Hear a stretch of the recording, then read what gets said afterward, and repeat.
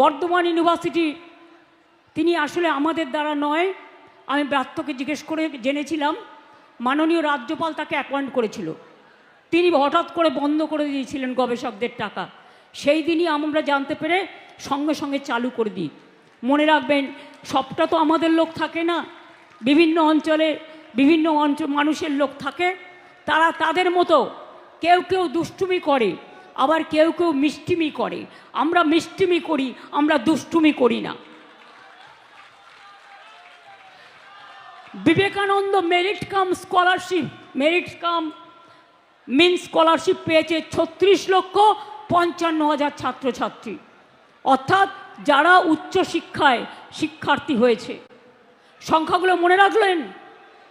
যারা বড় বড় ছাত্রছাত্রীদের নিয়ে কথা বলেন আর রোজ কোর্টে গিয়ে নিয়োগে বাধা দেয়, ভর্তিতে বাধা দেয়, আমি দুঃখিত, জয়েন্ট এন্ট্রেন্স পরীক্ষার রেজাল্ট বেরোতে একটু দেরি হয়েছে, এর জন্য আমাদের দোষ নেই। যারা কোর্টে কেস করে তারা একসঙ্গে কেস করে আবার এসে আমাদের নামে নিন্দা করে, এরা 2 নম্বরই।